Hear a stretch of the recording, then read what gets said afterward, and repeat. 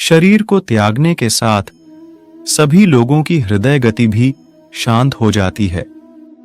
लेकिन यह अपने में अनोखा रहस्य है कि भगवान श्री कृष्ण ने शरीर तो त्याग दिया, लेकिन उनका हृदय आज भी धड़क रहा है।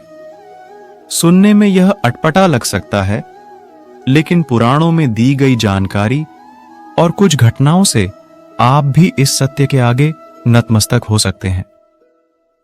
आइए जानें, कहां आज भी धड़कता है श्री कृष्ण का हृदय। कथा मिलती है जब भगवान श्री विष्णु ने द्वापर युग में श्री कृष्ण के रूप में अवतार लिया तो यह उनका मानव रूप था। सृष्टि के नियम अनुसार इस रूप की मृत्यु भी तय थी। ऐसे में महाभारत युद्ध के 36 साल बाद श्री कृष्ण ने देहत्याग कर दिया। लेकिन जब पांडवों ने उनका अंतिम संस्कार किया तो श्री कृष्ण का पूरा शरीर तो अग्नि को समर्पित हो गया, लेकिन उनका हृदय धड़क ही रहा था। अग्नि उनके हृदय को जला नहीं पाई। पांडव इस दृश्य को देखकर चकित रह गए। आकाशवाणी हुई कि यह ब्रह्म का हृदय है, इसे समुद्र में प्रवाहित कर दें। पांडवों ने श्री कृष्ण के हृदय को समुद्र में प्रवाहित कर दिया।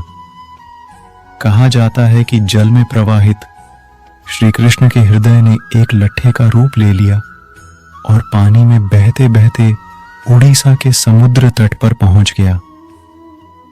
उसी रात वहां के राजा इंद्रद्युम्न को श्री कृष्ण ने सपने में दर्शन दिए और कहा कि वह एक लट्ठ के रूप में समुद्र तट पर स्थित है। सुबह जागते ही राजा इंद्रद्युम्न भगवान श्री कृष्ण की बताई हुई जगह पर पहुंचे। इसके बाद उन्होंने लट्ठ को प्रणाम किया और उसे अपने साथ ले आए। इस लट्ठे से ही भगवान जगन्नाथ, बलभद्र और सुभद्रा जी की मूर्ति का निर्माण विश्वकर्मा जी ने किया। भगवान श्री जगन्नाथ की मूर्ति नीम की लकड़ी से बनाई जाती है और हर 15 और 19 साल के बाद इसे बदल दिया जाता है।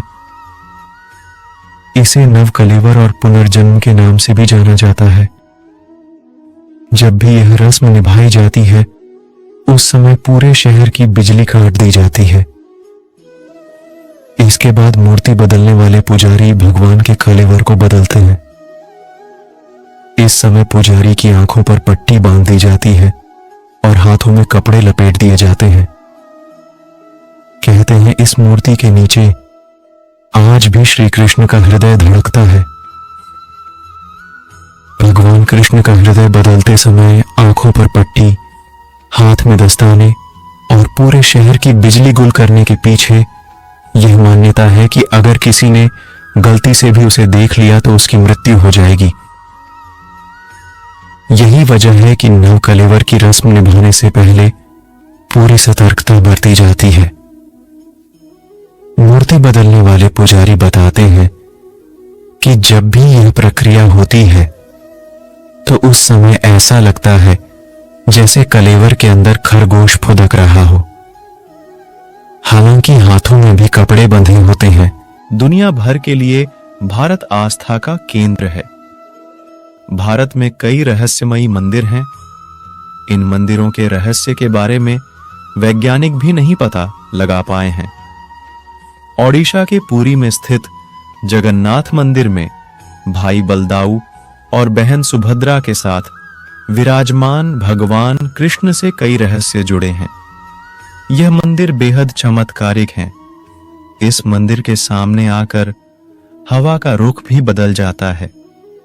बताया जाता है कि हवाएं अपनी दिशा इसलिए बदल लेती हैं ताकि हिलोरे लेते समुंदर की लहरों की आवाज मंदिर के अंदर न जा सके। प्रवेश द्वार से मंदिर में एक कदम अंदर रखते ही समुद्र की आवाज सुनाई देना बंद हो जाती है। मंदिर का ध्वज भी हमेशा हवा से उल्टी दिशा में लहराता है। भगवान श्री कृष्ण का हृदय आज भी श्री जगन्नाथ मंदिर की मूर्ति में मौजूद है। भगवान के इस हृदय अंश को ब्रह्म पदार्थ कहते हैं। कहा जाता है कि इस मूर्ति के नीचे आज भी भगवान श्री कृष्ण का हृदय धड़कता है। दोस्तों, आइए वीडियो को आगे बढ़ाते हुए आपको श्री कृष्ण और राधा रानी की एक मनमोहक कहानी सुनाता हूं। यह कहानी दो ऐसे प्रेमियों की है जिनका प्रेम शरीर, समाज और समय से परे था। ऐसे प्रेमी जिनको एक दूसरे का साथ तो नसीब न हुआ, लेकिन यह संसार हर मंदिर में उन दोनों को साथ रखता है। हाँ, हम बात कर रहे हैं उसी प्रेम भरी राधा की जो कृष्ण के उनकी बांसुरी से भी ज्यादा करीब थी। कहते हैं वृंदावन में रहते हुए कृष्ण ने अपनी मधुर बांसुरी से कितनी ही गोपियों के मन को जीता, लेकिन अगर उनकी बांसुरी पर सबसे ज्यादा कोई मोहित होता था तो वो थी राधा। और जरा प्रेम का खूबसूरत रहस्य देखिए कि कृष्ण राधा से भी ज्यादा उनके दीवाने थे। इतने दीवाने कि वो जानबूझकर सब गोपियों के मन को बांसुरी से मंत्रमुग्ध कर देते थे ताकि वो राधा के पास जाकर पूर्ण मन से बात कर पाए। समय बीता और कृष्ण राधा को वृंदावन में अकेले क्यों छोड़ के चले गए ये तो वही जानते हैं। और राधा ने इस अगाध प्रेम का विकट विछोह कैसे सहा होगा, इसका वर्णन दुनिया का महानतम करुण रस भी शायद नहीं कर सकता। जीवन आगे बढ़ा और राधा को सामाजिक नियमों के अनुसार विवाह करना पड़ा और अपनी घर गृहस्थी तथा बच्चों को ईमानदारी के साथ देखने लगी। लेकिन एक भी दिन ऐसा नहीं गया होगा कि राधा ने अपने कृष्ण को याद न किया हो।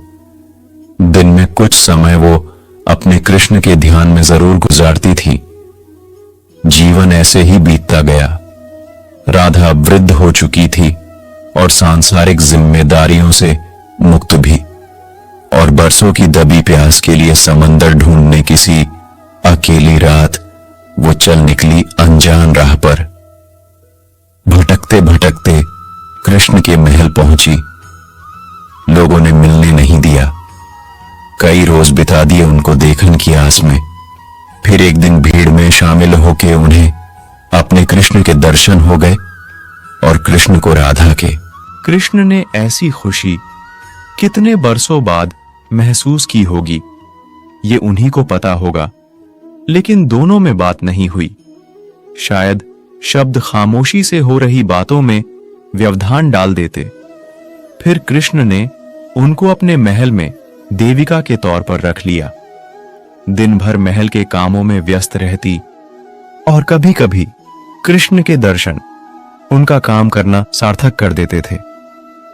समय बीतता गया और धीरे धीरे कृष्ण को देखने की खुशी के साथ स्वाभाविक तौर पर कृष्ण को ना देख पाने का दुख भी उनके हृदय में घर करने लगा। और इसी उथल पुथल के साथ एक रात राधा ने द्वारका छोड़ दी और किसी अज्ञात जगह पर चली गई। फिर वो भी समय आया जब राधा इस संसार से विदा लेना चाहती थी। उनके अंदर कृष्ण को आखिरी बार देखने की बहुत तीव्र इच्छा उठी और इसी इच्छा फलस्वरूप कृष्ण के अंतर्मन ने वो प्रेम की गहरी पुकार सुन ली और अपने प्रेम से मिलने सर्वज्ञ कृष्ण राधा के पास पहुंच गए। कृष्ण ने राधा से कहा कुछ मांगने को, लेकिन कृष्ण को देखकर ही तृप्त हो जाने वाली राधा कहां कुछ मांगने वाली थी। कृष्ण को कह दिया कुछ नहीं चाहिए। कृष्ण ने कहा कि तुमने जीवन भर मुझसे कुछ नहीं मांगा, आज कुछ मांग लो। इतना आग्रह करने के बाद राधा ने कहा कि वो आखिरी बार उन्हें बांसुरी बजाते हुए देखना चाहती हैं। फिर कृष्ण ने राधा की इच्छा पूरी करने के लिए बांसुरी बजाई और इतनी प्रेम भरी धुन बजाई कि वैसी किसी ने इस संसार में नहीं बजाई, खुद कृष्ण ने भी नहीं। और यही बांसुरी सुनते सुनते राधा का शरीर फूलों जैसा झरने लगा और वो हवा में विलीन हो गई। उनकी आत्मा परमात्मा से जाकर मिल गई। तब कृष्ण ने उस बांसुरी को तोड़ के फेंक दिया।